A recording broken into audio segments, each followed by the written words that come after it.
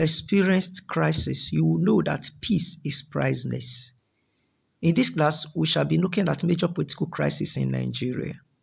First, we will look at the Kano riot of 1953 and then Action Group crisis of 1962. First, the objectives of this class is that, one, you should be able to explain the Kano riot of 1953 and also discuss the Action Group crisis of 1962. How did it all started? It started, that is, the Kano riot started with the motion moved by Anthony Enahoro. Anthony Enahoro was a member of the Action Group, AG. He moved a motion in 1953 that Nigeria should be given independence, that Nigeria should gain her independence in 1956. That motion was moved in March 1953, that Nigeria should gain independence in 1956. However, there was a counter motion because that motion didn't go down well with northern politicians like Ahmadu Bello, who still wanted imperialism and colonial rule. He claimed that Nigeria is not ready for liberation. Nigeria was not ready as at that time for independence. Rather, he replaced such a motion of 1956 independence with the phrase, as soon as practicable. Afterward, the southern politicians walked out of the house, and when the northern lawmakers came out of the chamber, they met with negotiators who jeered and booed them. So, they got angry and claimed that they would never return back to Lagos again. So, some delegates in persons of S.L. Akintola and the rest were sent to the north to go talk to them so as to return back, because the north had planned that they will go on secession.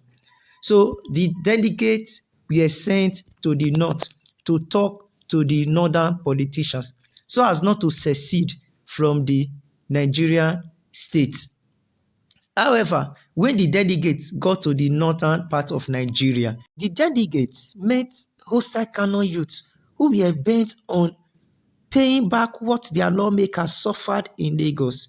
So there were massive protests in Kano, especially in the Sambogari area, and many lives were lost.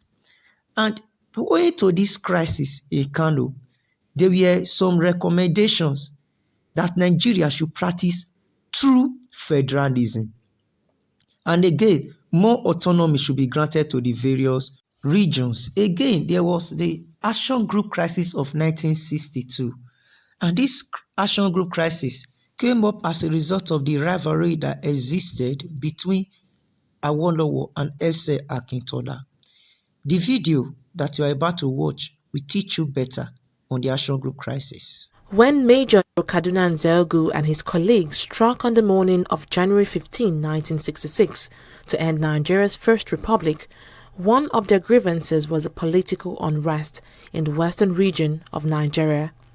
There were riots, looting, arson, and murder. Political opponents were burned alive.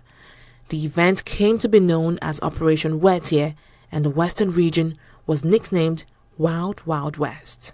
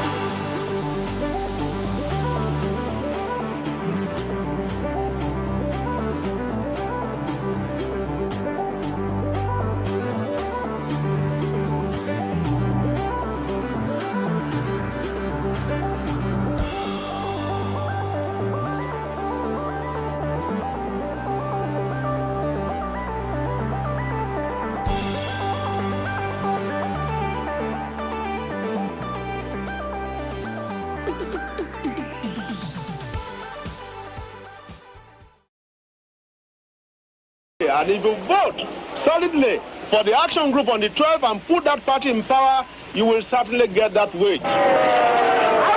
In 1959, federal elections put Chief Obafemi Awolowo of the Action Group Party as the leader of the opposition in the federal parliament, while his deputy, Chief Samuel Akintola, became the premier and leader of the government of Western Region.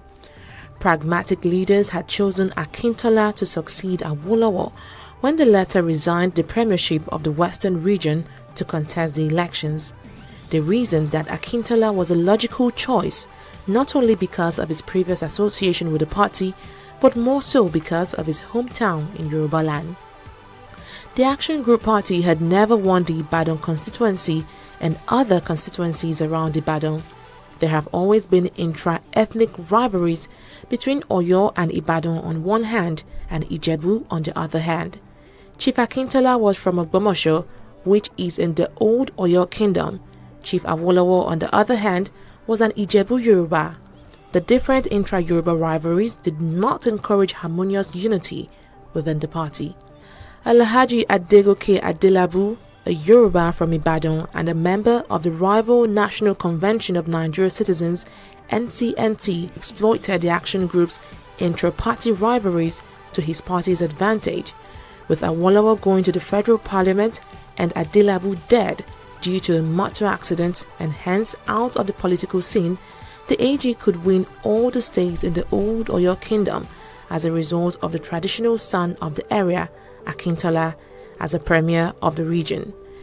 This strengthened the party's power in the Western Region, and fortunately, it gained the Ibadan area, which was a previous stronghold of the NCNC when Adelabu was alive. With the Western Region in their grasp, party leaders started plans to gain power at the federal level, having won 25 seats in the north and 14 seats in the east in the 1959 elections. But the party could not form the federal government through votes based on the conditions of the country, as the northern region alone was 2.5 times the size of the other regions, that is the western and eastern region put together. So they suggested that the only way to grab power at the federal level was to form a national government which would comprise all the ruling parties in the different regions. The implication was that the Action Group Party would refrain from any serious political activities in the other regions where it had established a small but viable political base. Akintola was in strong favor of forming a national government which would include all the ruling political parties and advocated an approach to the NPC, that is Northern People's Congress, but Awolowo and other party members opposed to it. Instead, they suggested that the party should make advances to the southern NCNC and not the NPC. Their hope was that the AG and the NCNC could team up to contest the next federal elections and would break northern Nigeria and the east into more regions. From these two different suggestions rose opposed factions within the Action Group Party, one under Akintola and the other under Awolowo. The conflict continued discreetly within the party until February 1962, after the party's annual convention at Jos, when Akintola, Ayo Rosiji, that is the party's secretary, and some Western regional ministers walked out of the convention because of disagreement on several matters. As disciplinary measures, the party relieved Rosiji as secretary and replaced him with Samuel Ikoku, leader of the opposition in the Eastern House of Assembly. More importantly, the post of the party's deputy leader, which Akintola held, was abolished. The executive committee of the party also found Akintola guilty on 24 charges, to which he pleaded guilty and asked for forgiveness. The party held firm and decided that Akintola should be removed from his position of deputy leader and Western Regional Premier. The former was done by the party and the latter was to be executed by the governor of the Western Region, Oba Adesoji Aderemi. Akintola accepted the first punishment but rejected the second and maintained that he had not been given the chance to test his popularity on the floor of the Western House of Assembly. A majority of the members signed a petition withdrawing their support from Akintola and presented it to the regional governor. More importantly, They asked the governor to use the powers conferred on him under Section 33, subsection 10 of the region's constitution to remove Akintola from office, to which the governor complied. The relevant section of the constitution states that, quote, "The governor shall not remove the premier from office unless it appears to him that the premier no longer commands the support of a majority of the House of Assembly," end of quote. As expected, Akintola challenged his deposition in a lawsuit at the High Court of Western Nigeria, who then transferred it to the Federal Supreme Court in Lagos to rule on the constitutionality of the dismissal. Meanwhile, the Action Group Party chose a new premier in Alhaji Dauda Adigbenro, whom the governor appointed. The new premier was to seek a vote of no confidence in the Western House of Assembly on May 24, 1962, when Akintola's faction chose to disrupt the proceedings, and because of the ensuing fracas, had the federal government dissolve the House.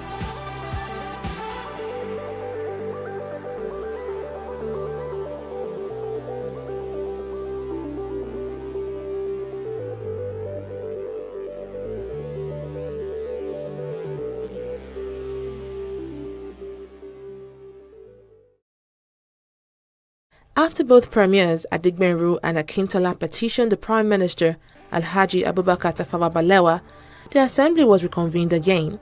Unfortunately, the outcome was as severe, even worse according to witnesses, as the first time.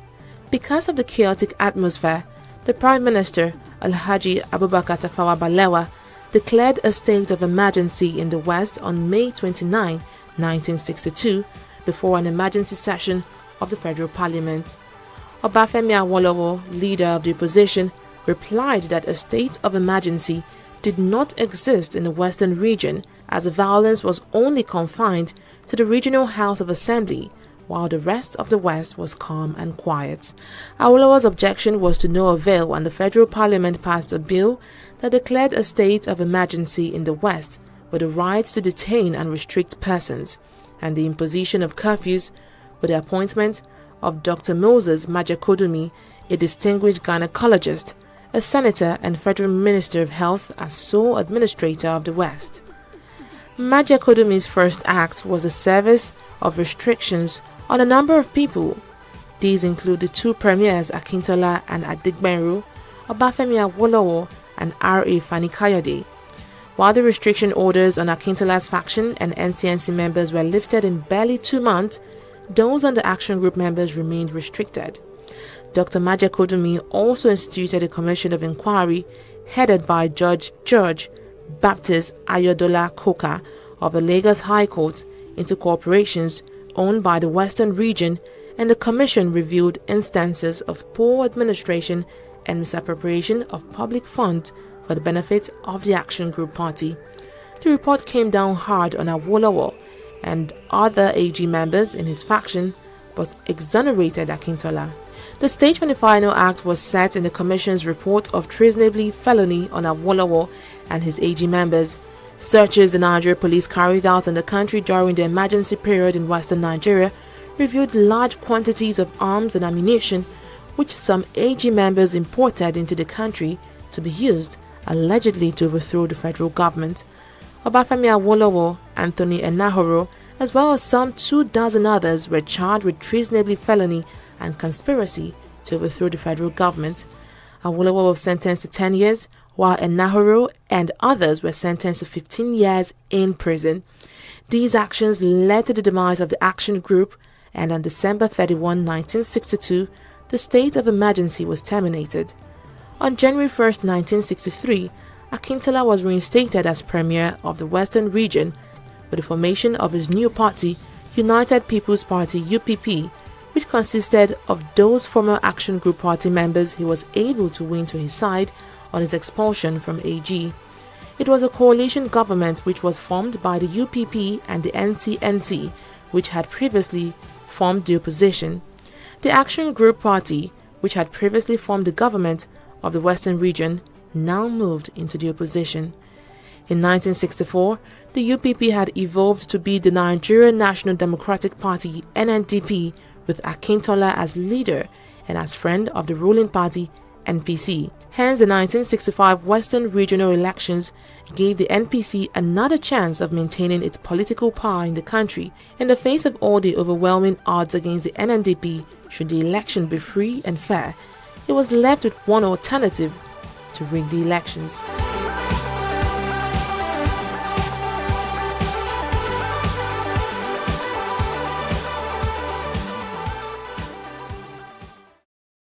Whether or not the NNDP was following precedents established by previous political parties, the massive rigging of the Western regional elections of October 11, 1965 was dumbfounding.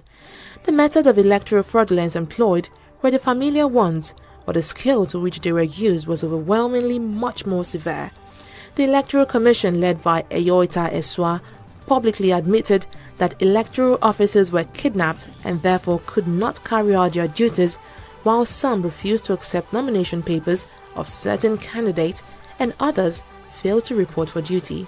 Many candidates who had obtained validity papers were elected unopposed. As a result of the grave irregularities, the NNDP won the elections, 16 of its candidates having been returned unopposed at the close of nominations. It was publicly charged that the NNDP victory was due to fraud.